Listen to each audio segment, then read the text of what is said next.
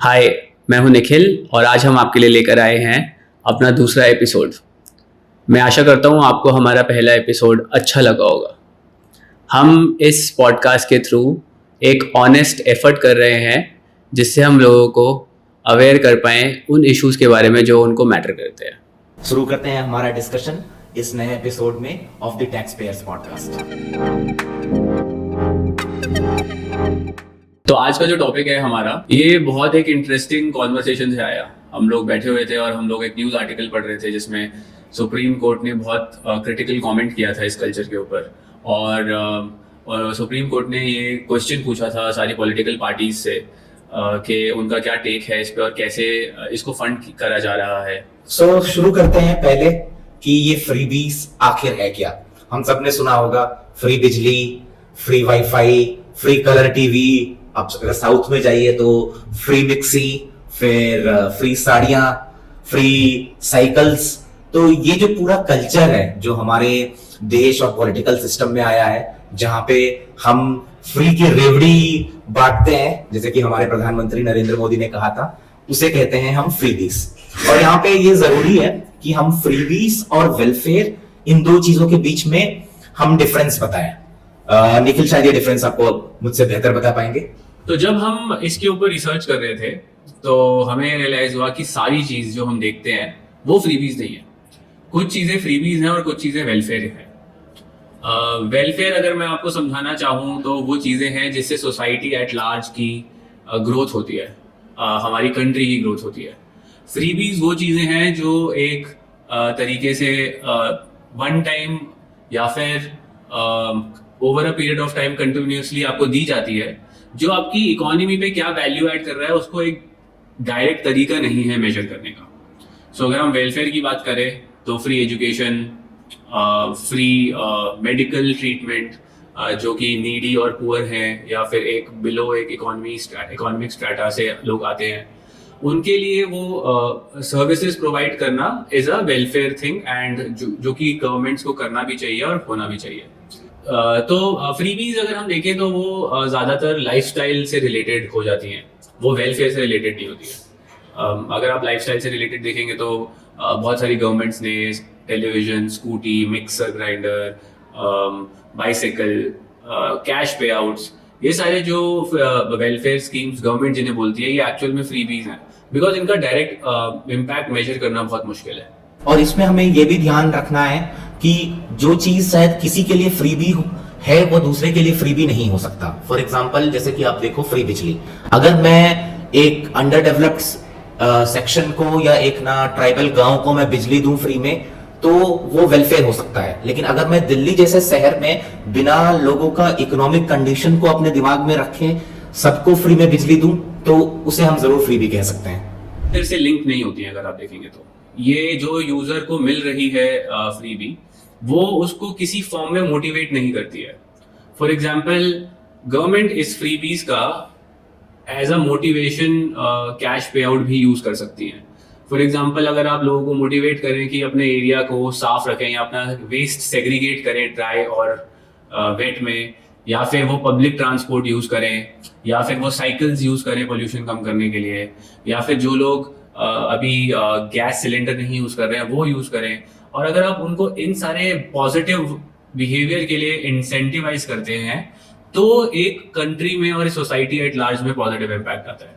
मगर ये फ्रीबीज किसी चीज से लिंक नहीं है।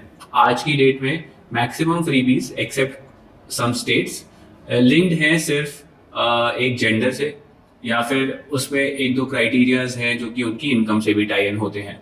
बट कहीं कहीं जगह या काफी जगह वो क्राइटेरिया भी नहीं वैलिड है। तो फ्रीबीज की कहानी बहुत इंटरेस्टिंग है। अगर आप देखो तो इंडिया में आफ्टर इंडिपेंडेंस जो सबसे लार्ज स्केल में ये शुरू हुआ था तमिलनाडु में। ये शुरू हुआ था 1950s और 1960s के डेकेड में। और जो ये शुरू हुआ था ये काफी एक नोबल थॉट के साथ स्टार्ट हुआ था। तो जो थॉट ये था कि आपको एजुकेशन अपने सोसाइटी में बढ़ाना है, और काफी बच्चे थे या काफी पेरेंट्स थे जो अपने बच्चों को स्कूल नहीं भेजते थे या मे बी इवन उनको काम करने भेजते थे। तो एज अ रिजल्ट उस टाइम तमिलनाडु में हुआ ये कि मिड डे मील्स इंट्रोड्यूस किया गया स्कूल्स में, जो सिस्टम बहुत सिंपल था कि अगर आप पढ़ने के लिए आओ तो आपको जो लंच टाइम का मील है बच्चों को स्कूल में ही मिलेगा। और ये देखा जाए तो ये एक्चुअली बहुत बड़ा सक्सेस था, और हमारे पास नंबर्स है जो दिखाया कि ये एक्चुअली इतना बड़ा सक्सेस था कि फिर इस स्कीम को ऑल ओवर इंडिया रेप्लिकेट किया जाए। तो अगर आप ये देखो कि इसकी शुरुआत कैसे हुई, तो इसमें आपको कोई बहुत बड़ा प्रॉब्लमैटिक फैक्ट नहीं दिखेगा, और इनफैक्ट हम में से कई लोग इसको फ्रीबी भी नहीं, इसको वेलफेयरिज्म ही कहेंगे। लेकिन धीरे धीरे ये साउथ इंडियन और द्रविडन पॉलिटिक्स में ये रह गया, और जहां ये शुरू फ्री मिड डे मील से स्टार्ट हुआ था, ये जल्दी ही मिक्सीज, कलर टीवी, साइकिल, साड़ी और न जाने किन किन चीजों में ये फैल गया। गवर्नमेंट्स जो फ्रीबी का नेट इंक्रीज करती जा रही हैं, उससे बेटर ये होगा कि या ये होता कि वो एग्जिस्टिंग स्कीम्स को और पावरफुल और क्वालिटेटिवली इम्प्रूव करती। मिड डे मील की क्वालिटी बहुत इम्प्रूव की जा सकती है, उसमें बहुत स्कोप है अभी। और बच्चे जो खाते हैं, आई अंडरस्टैंड कि वो एक बेसिक मील है, मगर उसको बहुत न्यूट्रिशनली रिच बनाया जा सकता है। बट हमारी government easy way out choose करती हैं। वो एक मिड डे मील आपको लो क्वालिटी का प्रोवाइड करके आपको एक और फ्री स्कीम दे देती हैं, जिससे आपका ध्यान बटा रहे। लेकिन एक्चुअल में हमारे लिए वो इम्पोर्टेंट है या नहीं है, ये क्वेश्चन कोई नहीं पूछ रहा है। और इंग्लिश में एक प्रोवर्ब है, बैड आइडिया स्प्रेड फास्ट। तो जो साउथ इंडियन पॉलिटिक्स में स्टार्ट हुआ था, free TV, free sari, free mixies, वो जल्दी ही नॉर्थ इंडियन पॉलिटिक्स में भी आ गया। और अगर हम काफी रिसेंट बात करें तो हम सबको दिल्ली इलेक्शंस के बारे में पता है। 2015 से ही जब आम आदमी पार्टी पावर में आई तो उन्होंने फ्री बिजली और फ्री पानी का वादा किया। और जब भी एक पॉलिटिकल पार्टी ऐसा प्रॉमिस करती है तो बाकी सारे पॉलिटिकल पार्टीज कई बार इसके अगेंस्ट बोलते हैं। बट आज 2024-2025 में अगर आप देखो तो काफी जो स्टेट इलेक्शंस हुए हैं उसमें अक्रॉस पार्टी लाइंस, चाहे वो कांग्रेस हो, चाहे वो बीजेपी हो, या चाहे आम आदमी पार्टी हो, सबने एक्सटेंसिव फ्रीबी प्रॉमिसेस किया है। आप महाराष्ट्र के इलेक्शंस देख लो, आप गुजरात के इलेक्शंस देख लो, आप कर्नाटक के इलेक्शंस देख लो, या रिसेंट आप दिल्ली इलेक्शंस देख लो। इसमें right from free public transport for women to free units of electricity, free water, free metro rides, free bus rides, जो स्टार्ट मिड डे मील से हुआ था, अब ये एक मकड़ी की तरह हर तरफ अपना जाल फैला चुका है। प्रॉब्लम ये नहीं है कि गवर्नमेंट को फ्रीबीज नहीं देनी चाहिए, प्रॉब्लम ये है कि गवर्नमेंट को फ्रीबीज कब देनी चाहिए। एज अ कंट्री हम लोग अभी इस कंजंक्चर पे हैं जहाँ पे हमारी बेसिक नीड्स ही मीट नहीं हो रही हैं। आप अगर जाके देखेंगे तो बहुत सारे लोगों के पास पीने का पानी तो छोड़िए, नहाने का पानी भी नहीं है। अगर आप जाके देखेंगे तो बहुत सारे लोगों को बहुत कंजस्टेड और बहुत ही डाउन ट्रॉडन बसेस में ट्रैवल करना पड़ता है। अगर आप जाके देखेंगे तो बहुत सारे लोगों के पास बिजली आती ही नहीं है 8-8, 10-10 घंटे। जब हम एक ऐसे सिनेरियो में रह रहे हैं जहाँ पे बेसिक नीड्स ही हम लोग फुलफिल नहीं कर पाए हैं, तो उसको फ्री करने का क्या मतलब बनता है, ये थोड़ा सा हमें समझ नहीं आया अपनी रिसर्च के दौरान। बिकॉज अगर एक चीज, एक क्वालिटी या एक स्टैंडर्ड ऑफ लिविंग अचीव हो चुका है, गवर्नमेंट के पास बहुत सारा पैसा है जो कि स्पेयर है या एडिशनल कैश फ्लो है गवर्नमेंट के पास, और तब गवर्नमेंट ये सारी चीजें करे after providing all the basic amenities at par with international standards, तब ये सारे फ्रीबीज का एक सेंस थोड़ा सा बनता है। मगर जब हम एक ऐसे स्टेट में रह रहे हैं जहां पे बसेस का काउंट जितना होना चाहिए उतना नहीं है, जहां पे पानी की जो क्वालिटी होनी चाहिए प्योरिटी की वो नहीं है, जहां पे पानी का जो नेटवर्क होना चाहिए वो नहीं है, जहां पे इलेक्ट्रिसिटी की जो कंसिस्टेंसी, कंटिन्यूटी और कवरेज होनी चाहिए वो नहीं है, हम ऐसी सिचुएशन में फ्रीबीज कैसे दे सकते हैं? क्यों नहीं ये पैसा इन्वेस्ट किया जाता उन चीज़ों को बेटर करने के लिए, रादर देन उन चीज़ों को डिटोरिएट होने के लिए छोड़ दिया जाता है जस्ट बिकॉज क्योंकि आप उसको फ्री देके एक आई वॉश करना चाहते हैं सिटीजन्स के लिए। बट ये इम्पोर्टेंट है जानना कि ये पैसा आ कहाँ से रहा है, इसकी सोर्स ऑफ फंडिंग क्या है। बिकॉज आप इतनी ज़्यादा फ्रीबीज दे रहे हैं और रेगुलरली न्यूज़पेपर्स और media and even supreme court, high court इसको कवर कर रहे हैं कि कैसे इतना ज़्यादा पैसा फ्रीबीज में गवर्नमेंट्स अफोर्ड कर पा रही हैं। तो हमने सोचा कि क्यों ना हम जाने कि इसका सोर्स ऑफ फंडिंग क्या है, कहाँ से ये पैसा आता है। और इसमें नो सरप्राइजेस, हम सबको पता है इसका आंसर क्या है। हमारा ही पैसा है, हमारे टैक्स का पैसा है, जो हमसे लेफ्ट पॉकेट से लिया जा रहा है और हमारे राइट पॉकेट में रखा जा रहा है, और बीच में बस एक पॉलिटिकल पार्टी का नाम आ जा रहा है। ये बहुत इंपॉर्टेंट है समझना, जो कि लोग नहीं समझते हैं। हमारे देश में एक अंडरस्टैंडिंग है लोगों के बीच में कि जो इनकम टैक्स देते हैं वही टैक्स देते हैं, बट ये गलत है। टैक्स पूरी कंट्री का हर एक आदमी देता है। जब आप कोई भी चीज़ खरीदते हैं आप उसमें टैक्स देते हैं। इनफैक्ट अगर आप कोई पब्लिक ट्रांसपोर्ट में ट्रैवल करते हैं, आप छोटे से छोटे खाने की चीज़ खरीदते हैं, आप अपना इलेक्ट्रिसिटी बिल पे करते हैं, आप हर जगह गवर्नमेंट को टैक्स दे रहे हैं। तो अगर आपको ऐसा लग रहा है कि ये पैसा आपका नहीं है और ये पैसा गवर्नमेंट का है तो कहीं पे भी स्पेंड हो, आपको फर्क नहीं पड़ना चाहिए, तो मैं आपको बताना चाहूंगा कि आप बहुत गलत सोच रहे हैं। ये पैसा आपका ही है जो गवर्नमेंट घुमा के आपके पास किसी और फॉर्म में दे देती है। मगर आप अगर थोड़ा सा एक समझने की कोशिश करेंगे तो गवर्नमेंट सिटीजन्स को टैक्स क्यों करती है? गवर्नमेंट सिटीजन्स को टैक्स इसलिए करती है कि वो उनके लिए कोई वैल्यू क्रिएट कर पाए। फ्रीबीज के थ्रू क्या वैल्यू क्रिएट हो रही है, गवर्नमेंट भी इसको जस्टिफाई नहीं कर सकती है। सो अगर आप इकोनॉमिक रिपोर्ट्स देखो या आप बिजनेस न्यूज़पेपर्स या बिजनेस मीडिया से रिपोर्ट्स देखो, तो आप ये देखोगे कि जो फ्रीबीज का कॉस्ट है वो स्टेट के एक्सचेकर पे काफी पड़ रहा है। फॉर एग्जांपल, अभी दिल्ली में बीजेपी का पोल प्रॉमिस था कि वो हर महिला को 2,500 रुपए पर मंथ देंगे। तो इसका जो एक्सपेंस है स्टेट एक्सचेकर पे वो 11,000 करोड़ का है। आप ये लगा लो कि 11,000 करोड़ से पता नहीं क्या कुछ नहीं हो सकता है दिल्ली में। अगर आप सिमिलरली देखो तो अगर आप बाकी स्टेट्स का भी देखो तो around 0.1% to as high as 2.7% of जो उस स्टेट का जीडीपी है उससे बस फ्रीबीज फाइनेंस हो रहा है। और महाराष्ट्र जैसा स्टेट जो इंडिया में इन टर्म्स ऑफ जीडीपी जो सबसे हाईएस्ट स्टेट है, इवन उस स्टेट में around 2 to 2.2% of GDP freebies में स्पेंड हो रहा है। और 1 or 2% ऑफ जीडीपी ये कोई बहुत छोटा नंबर नहीं है। अगर आप इसको कंपेयर करो जो एक स्टेट के जीडीपी का परसेंटेज है in terms of education spends या हेल्थ स्पेंड्स या से कोई और स्पेंड्स जो प्रॉपर जनरल वेलफेयर के लिए है, उसके कंपैरिजन में ये 2.2% काफी बड़ा नंबर है। जैसा कि विष्णु ने आपको बताया कि बीजेपी का पोल प्रॉमिस जो दिल्ली का है वो 11,000 करोड़ कॉस्ट करेगा स्टेट गवर्नमेंट को। एक्चुअल में उन्होंने 5,000 करोड़ एलोकेट किया है स्कीम के लिए अपने बजट में जब वो पावर में आए हैं। अगर हम इसको आप थोड़ा सा समझाने की कोशिश करें तो एक एम्स बनाने की कॉस्ट लगभग 1200 से 1500 करोड़ आती है।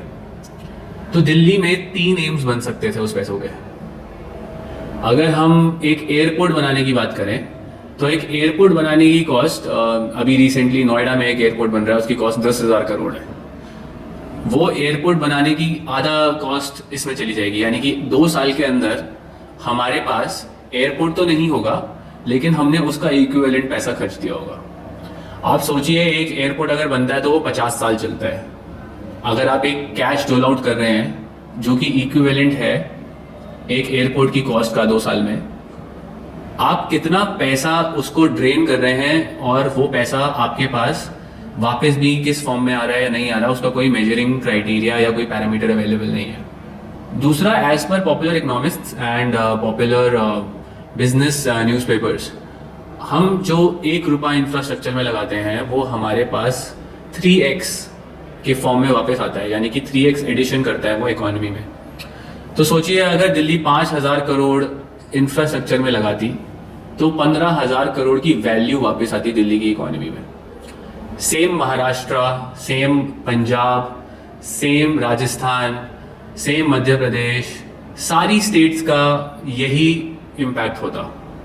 लेकिन ये जो एक फ्रीबीज की पॉलिटिक्स स्टार्ट हुई 2015 में, आप चाहे माने चाहे ना माने, ये हमारी कंट्री को एक डेवलपमेंट के ट्रैक से कहीं और ले जा चुका है, जिससे हमारी गवर्नमेंट्स का फोकस अभी सिर्फ पावर रिटेन करने में है, ना कि डेवलपमेंट करने में।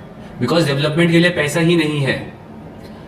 डेवलपमेंट के लिए गवर्नमेंट्स के पास पैसा ही नहीं है, बिकॉज जो ये अमाउंट है ये एक सब्सटैंशियल अमाउंट बन रहा है हमारी गवर्नमेंट्स के ईयरली बजट का। सो फ्रीबीज ऑफ कोर्स हमारे टैक्स से ही आता है, और इनफैक्ट अगर आप गवर्नमेंट का टोटल रेवेन्यू देखो तो जो गवर्नमेंट का टोटल रेवेन्यू है उससे उसका अराउंड 17% कॉर्पोरेशन टैक्स से आता है, अराउंड 18% जीएसटी और बाकी टैक्सेस से आता है, और इनकम टैक्स से अराउंड 22% आता है। तो अगर आप टोटल देख लो तो अराउंड 55 to 60% जो गवर्नमेंट का टोटल रेवेन्यू है, जिसमें से एक सब्सटैंशियल अमाउंट फ्रीबीज में यूज किया जा रहा है, उसका अराउंड 55 to 60% तो हमारे टैक्स का ही पैसा है। अब आप इसको समझिए कि ये हम हाईलाइट क्यों कर रहे हैं। या हम हाईलाइट इसलिए कर रहे हैं कि जो कंट्री 60 to 70% रेवेन्यू अपना जनरेट टैक्स से करती है, उसके लिए बहुत इंपॉर्टेंट है कि वो पैसा उन एवेन्यूज में इन्वेस्ट करे जिससे कंट्री की इनकम जनरेट हो। Let me take a step back and try and explain you what I mean by income. अगर आप देखेंगे मिडिल ईस्ट की जितनी भी कंट्रीज हैं वो एक प्रोडक्ट बेचती है जिसका नाम है क्रूड ऑयल। क्रूड ऑयल बेचती है तो उसको उनसे इनकम आती है, उनके पास एक सोर्स ऑफ इनकम है जो कि टैक्स नहीं है।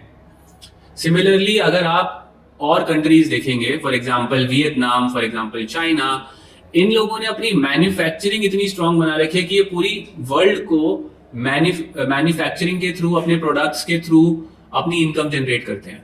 उससे क्या होता है कि उनके पास फॉरेक्स का इनफ्लो बनता है, तो वो एक इनकम हो गई कंट्रीज की जो कि सिर्फ टैक्स पे डिपेंडेंट नहीं है। थर्ड हो गया डेवलप्ड कंट्रीज में अगर आप देखेंगे जैसे कि यूएसए है, यूएसए की एक कंपनी, अगर हम एप्पल का एग्जांपल लें तो वो 200 कंट्रीज में अपना प्रोडक्ट बेचती है। वो सारा पैसा दोबारा वापस यूएस की इकोनॉमी में जाता है और वो उनका एक सोर्स ऑफ इनकम बनता है। हमारे कंट्री में ऐसा कोई भी सोर्स नहीं है और ये टैक्स पेयर के लिए बहुत ज्यादा वरीइंग है, बिकॉज टैक्स पेयर को जो फैसिलिटीज चाहिए, आप समझिए सारे हमारी कंट्री में टैक्स पेयर हैं, मगर कुछ लोग डबल टैक्स पे करते हैं जो अपनी इनकम पे भी टैक्स पे करते हैं।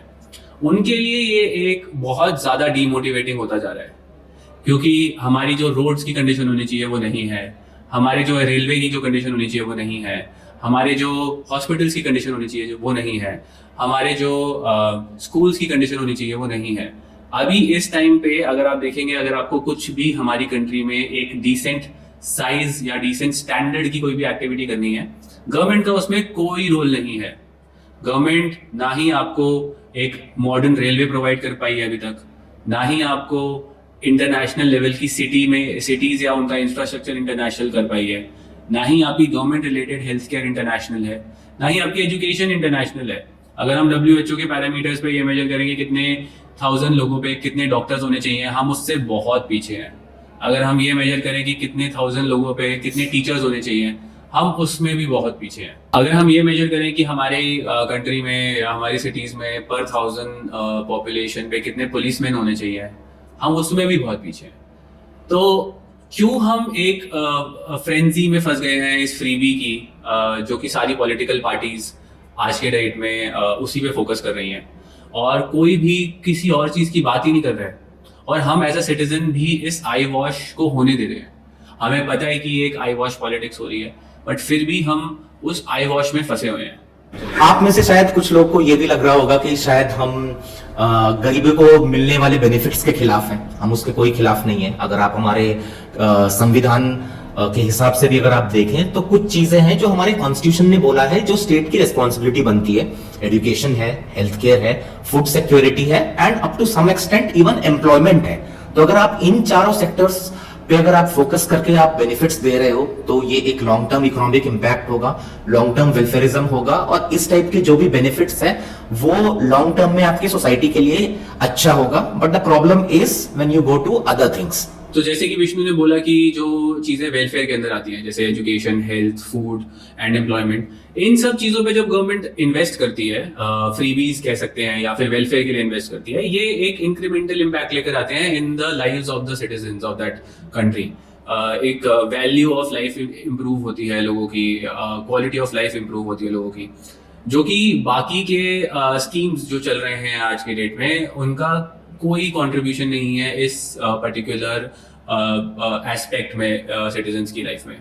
सो हम ये नहीं बोल रहे हैं कि गवर्नमेंट को फ्रीबीज बंद कर देनी चाहिए, ना ही हम ये बोल रहे हैं कि फ्रीबीज या वेलफेयर गलत है। हम ये बोल रहे हैं कि एक किसी एक सेक्शन ऑफ सोसाइटी या फिर किसी एक पर्टिकुलर अगर पर्सन को चाहिए तो वो कुछ एस्पेक्ट्स हैं जहाँ पे गवर्नमेंट को देनी चाहिए। बिकॉज जब आप उन एस्पेक्ट्स में भी फ्रीबीज ले आते हैं जिनकी सिटीजन्स को रिक्वायरमेंट नहीं है, जो वैल्यू एडिशन नहीं है, तो आप एक आई वॉश कर रहे हैं। वो आई वॉश कैसे कर रहे हैं? बिकॉज अभी भी जैसा हमने बोला जो वेलफेयर वाली चीजें हैं, जैसे कि हेल्थ केयर, जैसे कि एजुकेशन, जैसे कि फूड, जैसे कि जॉब्स, इसमें हमारी कंट्री कहीं पे भी स्टैंड नहीं करती है डेवलप्ड कंट्रीज के बेंचमार्क पे। हमारे यहाँ पे जो खाना आता है आपको पता है कि कितनी एडल्ट्रेशन है उसमें, कितना लोग स्ट्रगल कर रहे हैं बेसिक 3 दिन की मील्स के लिए। और फिर भी लेकिन आप एक बस राइड फ्री करके लोगों को 2500 रुपीज पर मंथ देके क्या दिखाना चाहते हैं या क्या सॉल्व करना चाहते हैं, ये हमारी समझ से बाहर है इस रिसर्च के बाद। उसके बाद अगर आप हॉस्पिटल्स की कंडीशन देखेंगे, अभी एक गवर्नमेंट हॉस्पिटल में सर्जरी के लिए आप जाएंगे तो आपको मिनिमम 3 से 4 से 6 महीने का वेटिंग टाइम मिलेगा, और कुछ क्रिटिकल सर्जरीज तो गवर्नमेंट के पास है ही नहीं जो हो सकती हैं। तो क्यों नहीं गवर्नमेंट पहले अपनी ये सारी बेसिक वाली चीज़ों को इंटरनेशनल स्टैंडर्ड्स का बनाए, सबको एट पार सर्विस मिल पाए, किसी को वेट ना करना हो। क्वालिटी ऑफ लाइफ या quality of these welfare schemes is the best in the world. और जब हम बाकी फ्रीबीज की बात करें, और बहुत सारे लोग ये भी बोलते हैं कि इंटरनेशनली भी कंट्री सोशल सिक्योरिटी या बाकी फैसिलिटीज अपने सिटीजन्स को प्रोवाइड करती है। हाँ, वो प्रोवाइड करती है। फॉर एग्जांपल अगर आप फ्री हेल्थ केयर देखो तो ये ऑस्ट्रेलिया में भी है, ये कनाडा में भी है, ये जर्मनी में भी है और ये फ्रांस में भी है। सिमिलरली एक और चीज है फ्री पब्लिक ट्रांसपोर्ट। दुनिया में कई सारे ऐसे कंट्रीज हैं जो फ्री पब्लिक ट्रांसपोर्ट भी अपने सिटीजन्स को प्रोवाइड करती है, और वो उसकी क्वालिटी नॉर्मली इंडिया के फ्री पब्लिक ट्रांसपोर्ट से तो बहुत बेहतर होती है। और उसका रीजन भी है। कुछ रीजन जो फ्री पब्लिक ट्रांसपोर्ट का देने का है उनका, वो ये है कि उनका इंफ्रास्ट्रक्चर इस लेवल का बिल्ड हो चुका है कि वो चाहते हैं कि वो यूज होए। वो चाहते हैं कि उनके सिटीजन्स जो फैसिलिटीज गवर्नमेंट ने बनाई हैं वो ज्यादा से ज्यादा यूसेज में आए, उनका वैल्यू निकल पाए जो गवर्नमेंट ने पैसा इन्वेस्ट किया है। अगर गवर्नमेंट वो कर रही है तो मुझे ऐसा कोई हार्म नहीं दिखता। बट हमारे यहाँ पे अभी पब्लिक ट्रांसपोर्ट एग्जिस्ट ही नहीं करता है। हमने एक नॉन एग्जिस्टेंट चीज को ऑलरेडी फ्री कर दिया है, और जो कि बहुत ज्यादा डिटोरिएटिंग इम्पैक्ट लेकर आता है एग्जिस्टिंग फैसिलिटी जो कि ऑलरेडी ही बहुत ज्यादा वर्स्ट कंडीशन में है। और ये जो पूरा फ्रीबी का कल्चर है, अगर आप इसके रियल लाइफ एग्जांपल्स भी आप देखो तो इसके काफी डिसएडवांटेजेस है, ये काफी प्रॉब्लम्स क्रिएट कर रहा है। कई बार लोग काफी केयरलेस हो जाते हैं फ्रीबीज को लेके, उनको पैसा नहीं देना पड़ रहा तो फिर वो काफी चीजें स्पेंड कर रहे हैं या काफी रिसोर्सेस ऐसे स्पेंड कर रहे हैं जो शायद जिसकी उनको जरूरत नहीं है। कई बार स्टेट का एंटायर बजट ऐसा हिल जाता है फ्रीबीज से कि उनको बाद में सैलरीज देने में ही प्रॉब्लम हो जाती है। मैं आपको अगर कुछ रिसेंट एग्जांपल्स बोलूं तो फॉर एग्जांपल पंजाब में कई जगह पे ये पाया गया है कि फ्री बिजली मिलती है तो कई सारे किसान जब जरूरत नहीं भी होता है तब भी अपना पंप ऑन करके छोड़ देते हैं। हमारे पास हिमाचल का एग्जांपल है जहां पे गवर्नमेंट एम्प्लॉयज का सैलरीज देने में प्रॉब्लम आ गया था, लेकिन अगर आप लास्ट हिमाचल के इलेक्शंस देखो तो उसमें भी कई सारे फ्रीबीज ऑफर किया गया था। कर्नाटका का एग्जांपल है जहां पे उन्होंने विमेन के लिए पब्लिक ट्रांसपोर्ट फ्री कर दिया, और अभी रिसेंटली उन्होंने मेन के लिए फेयर्स बढ़ा दिए। तो ऑफ कोर्स अगर वो फेयर्स बढ़ाए तो वो इसलिए बढ़ाए क्योंकि उनका बजट पूरा नहीं हो रहा, तो किसी को एक्स्ट्रा फेयर देना पड़ रहा है और किसी को राइड फ्री में मिल रहा है। हमारे पास ऐसे ही एग्जांपल कर्नाटका के भी हैं और कई सारे अलग स्टेट्स के भी हैं जहां पे फ्रीबीज से हम एक जेन्युइन इकोनॉमिक डिजास्टर देख रहे हैं। और ये इकोनॉमिक डिजास्टर जो है, आप समझिए हमारी कोई भी गवर्नमेंट पूरे इंडिया में, even state and central government, ये सारी गवर्नमेंट्स अगर आप रेवेन्यू और आप एक्सपेंडिचर को मैच करेंगे तो हमारा एक्सपेंडिचर ज़्यादा है और हमारा रेवेन्यू कम है। तो गवर्नमेंट्स इसको लोन लेती हैं, और क्योंकि गवर्नमेंट्स को थोड़ा फ्रीडम मिलता है लोन लेने पे तो वो लोन लेती रहती है। तो अगर किसी को ऐसा लग रहा है कि गवर्नमेंट ये अपनी एक्सेस इनकम से फंड कर रही है तो आप गलत है। गवर्नमेंट इसको लोन ले के फंड कर रही है, और वो लोन लेते भी इसलिए हैं कि उन्हें पता है क्योंकि अगली गवर्नमेंट जो आएगी वो लोन पे करना उसकी प्रॉब्लम होगी।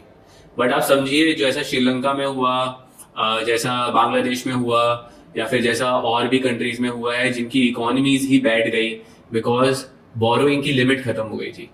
पंजाब, आपने केरला का एग्जांपल देखा होगा, केरला सुप्रीम कोर्ट में सेंट्रल गवर्नमेंट के अगेंस्ट एक पिटिशन लेकर आया है जिसमें उन्हें और पैसा चाहिए, बिकॉज उनके 80 to 85% पैसा जो है सारा का सारा सैलरीज और वेलफेयर में चला जाता है।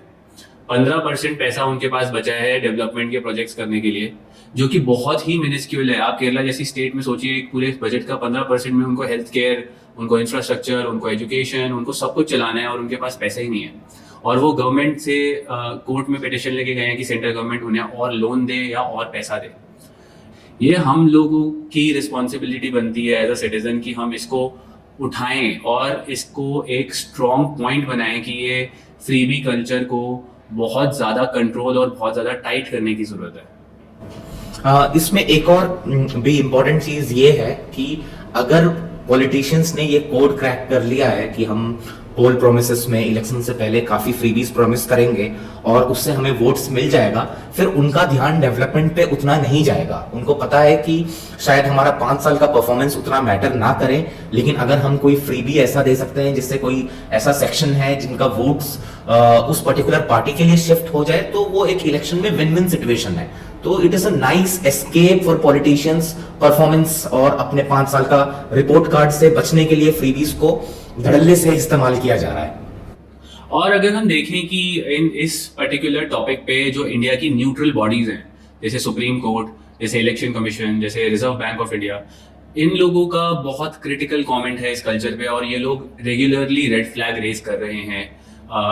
जितने हमारे जजेस हैं, जितने हमारे इकोनॉमिस्ट हैं, वो ऑलरेडी इसके बारे में काफ़ी क्रिटिकली अपने कमेंट्स और अपनी वॉइस रेज कर चुके हैं।